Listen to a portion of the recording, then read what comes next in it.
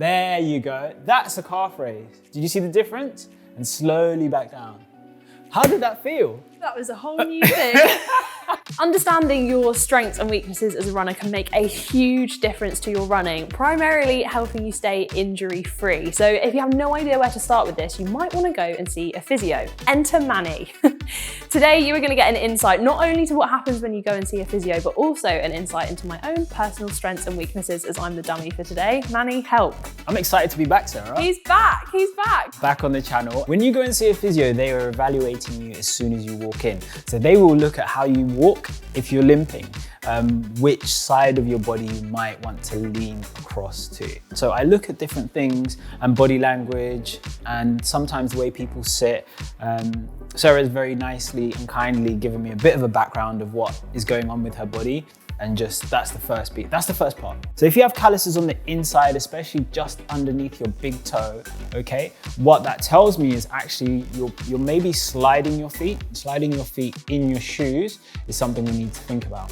The other thing I need to look at is your big toe. Does your big toe extend? Because if you take a step forward for me with whichever foot you would like, Sarah, stop there, perfect. As we walk and move and run, we have this big toe extension position. So that's one of the first simple things I do. I want to make sure you have that big toe extension on both sides.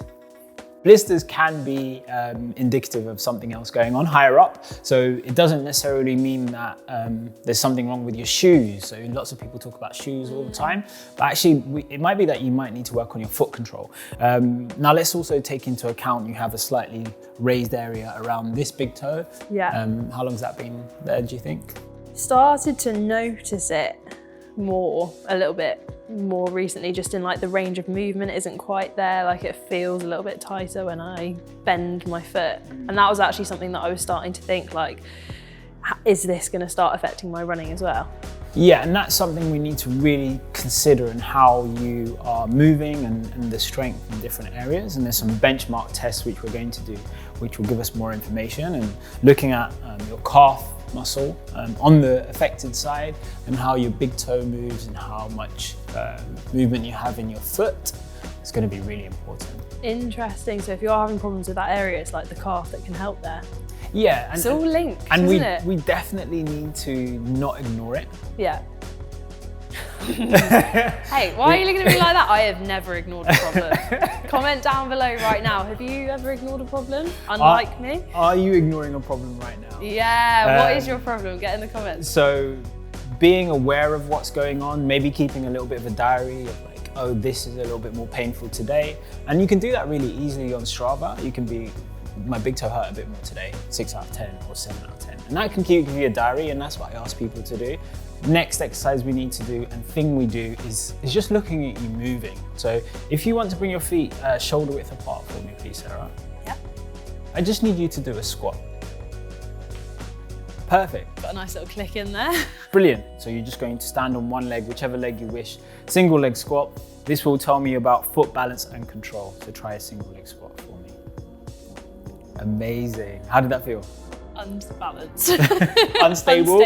Yeah, unstable. So this is the right foot, where we have a little bit of an increase in the big toe in terms of the size of the big toe. You can tell as soon as you stand on that leg, you're slightly a bit more unstable. Yeah, wobbling a little bit, yeah. A simple thing we can do is just look at your balance again. So stand on that right leg for me. So if you're at home, standing on this leg, when you're making yourself a cup of tea, can be a really simple way to increase that balance and stability. If you're having problems with your balance and you have your knee in extension like this, bend your knee. Good. And the reason why Sarah may not want to bend her knee because she'll have to use her thigh muscle, which predisposing, we know that you've had challenges with the strength at your thigh muscle. Does that make sense? Yeah. So your brain will always try and do something to alleviate or make things easier rather than do something that's more challenging and you have a history of probably finding difficult, okay? So you're gonna do 3 single leg hops. Just up and down. Just up and down. Amazing. I feel like a child. That was perfect. Great. Good, should we try your left side? Yeah. Yeah. This is not gonna be worse. Perfect. How did it feel? It was good. I was definitely, I feel like on my right side I was keeping the same space, and on my left side I was jumping about a bit more. Did it feel easier one side compared to the other? Not about the same. Okay. Are you going to say one looked better than the other? Yeah, subjectively, from my opinion, as your clinician and physio here, I would say your right side, you looked like you had a little bit more power and the rhythm was more consistent than your left side. When we do this test, we're looking for what happens at your calf muscle. This test is assessing the capacity of your calf muscle. The calf muscle gives us the velocity to jump up, obviously along with other muscles, but it gives us that power, and it can probably give you about 5 to 6 times your body weight of power going up your calf muscles. When we look at calf raises, we need to make sure we have a really nice movement in a straight line. We want it to be a vertical calf raise. What tends to happen is if this is somebody's heel will either move in or out as they do their calf raises. So we need to really evaluate the calf raises and make sure they're a really good technique, okay?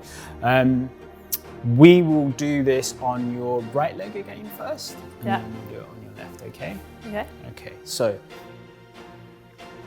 Sarah jumped the gun there. She really went for it. So what Sarah did there is a common thing that people do at home when they do calf raises. Her shoulders moved first, forward. We want a vertical movement. We want it to be up and down. Good, okay. Slow down. So again, Sarah is really trying to use velocity and momentum. So there's almost a shift in the body weight. So what I'm going to do is I'm just going to put my hand here on your hip. Yeah. And you're going to do the calf raise again. Ready? Yeah. Okay, take it, wait. So really think about what's happening. Your brain has to engage with this area of your body. You need to push through your toes, okay, underneath your toes, and really think about, underneath your big toe where we had a little bit of those calluses. Think about that area. Ready? 3, 2, 1. And you're going to be driving, drive. There you go. That's a calf raise. Did you see the difference? And slowly back down. How did that feel? That was a whole new thing. So when you're doing your calf raises at home, please think about these cues. So Sarah may not be able to do single leg, so I'm gonna ask Sarah to do it double leg, please. Ready, 3, 2, 1. Really focus through the front of your foot. That's so much better. Slowly back down. That is insane. That literally feels like a whole different movement. So we've moved some bits around. We're now working our way up. I'm still scared. What's next? I'm just gonna go through anatomy 101, okay? Anatomy 101. You have your femur, okay? And then that becomes a ball, okay? And that ball sits in a socket, okay? Yeah. And the key thing that we find, unfortunately, with women is that they can have hip pain, especially when they run. And we need to make sure that you're stabilizing your hip and making sure that the hip stays in a nice, accurate, centered position, okay? And that means that we need to strengthen and stabilize the muscles outside of your hip and on the inside of your hip. So your head is gonna be at that end, feet this end, and you're gonna bend both your knees and you're gonna try and stay in a nice straight line. So resting on your elbow, okay, perfect, and bend both your knees for me. The key thing with this is you want your hips to be in line with your spine in line with your shoulders. You wanna be in a nice straight line, perfect. And if you wanna bring your knees slightly further back, that's it. Yeah, so what happens is you get a bit of hip extension, okay? And if you would like to now push through your elbow and push through your knee and lift your body up, perfect. So what we look for in this exercise is like a normal amount in terms of in clinic, a normal time to hold this position would probably be about 60 to 90 seconds. We'll have our time. 60 to 90? 60 to 90? Yes, Sarah. 60 to 90? Yes. Get that core nice and tight, squeeze your hips forward, get that extension. Sarah's had a bit of pain on extension here. Yeah. So this is actually telling us a lot. Is it this side? Yeah, it's like if I'm going fast at the moment, I get a bit of pain, like doing big strides. Have a rest? Oh yeah. Yeah. But yeah, going fast, I'm getting a bit of a slight catch. So that stability and that control and that holding that muscle is testing your capacity. So at home, if you're doing something like this and it's on the side where you're having a bit of discomfort, work at it, build that strength. Sometimes we don't want to go to physio, so we can do things at home.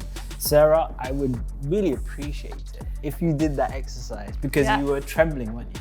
Yeah. Okay, so we've done the muscles on the outside. Let's work on the adductors. I think this is one of the most neglected areas. It's such a crucial area. It actually can help support when you run. Our leg is not a hinge, it actually has some rotation. Did you know that? No, I didn't know that. So it's called the screw home mechanism. So as you take your leg out, the bottom of your leg actually rotates. And as you're rotating and landing, your adductor muscles and your hamstrings, they have to pull and support and stabilize that rotation. So to work the adductor muscles, the muscles on the inside of your thigh, your head is going to be on that side, Sarah, and you're going to have your top leg on this bench. Let's face the camera this way for me. So this top leg comes over the top. We're going to make sure your knee is bent. Right. Perfect. And you're going to bring your knee onto the top of the bench. And what we're going to do is we're going to push nice and hard through here, okay? Making sure you're in a nice straight line. Lift your hips up nice and high. Push your hips forward. So push your hips forward so you're in a straight line. How does that feel? I wouldn't use the word comfortable, but it's, great. Sarah's not in a straight line. And relax. Where did you feel you were working, Sarah?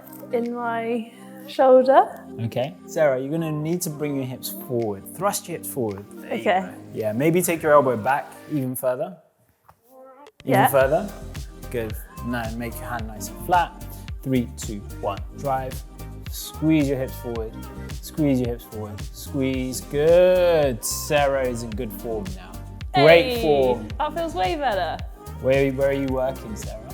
Through my knee, through my hip. So I feel like I'm squeezing everything. Good. The leg that's underneath, Yeah. should that be off the ground or on the ground? I think we'll start with it on the ground. You're trembling quite a lot, so I don't want to take you to a more uncomfortable position. I want you to be able to achieve the exercise rather than make it unachievable.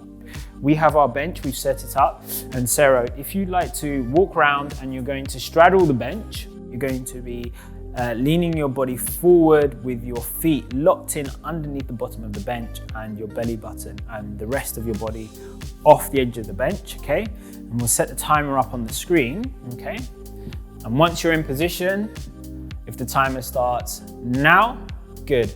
And we're looking to hold this position, good. Do you want to bring your hands up? So imagine you're skydiving. That's it.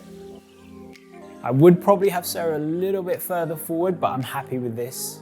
If you're fit, strong, we want to do 80 to 130 seconds. 130? Yeah. So this is a really nice way to build that endurance in your lower back. If you are having any pain in your lower back, yes, you can try this exercise, but really be gentle. Start off slowly and build up, okay? Do not go for 130 seconds off the bat. I think we've got some really good pieces there. I think the calf raises for me will be a big thing for you if you can change that. Yeah, that is a game changer. I did not realise how wrong I was doing those. And if people want to start using weights, is that a whole other video? That's a whole nother video. So what we need you to do is give us 2,000 likes. Oh, I think they can do better than that. Maybe 3,000. 3,000 likes. If this video gets to 3,000 likes, we'll come back. I'll be back. This time with weights. Leave in the comments below. Do you have any questions for Manny? Are there any things that you want to work on? Is there anything with weights that you're not sure on? And we'll come back and do this all again. Yeah, I'm really excited. Also, we can assess how well Sarah's been doing her exercise. Keep her accountable at home. If you are watching this, keep her accountable. Give us those 3,000 likes so we can come back and assess, evaluate. And maybe we'll do that at the beginning of the video and then we'll give you the weights exercises. And in the meantime, if you want to go and have a look at how to use a resistance band in your training, then go and check out Anna and Manny when they went through this right here.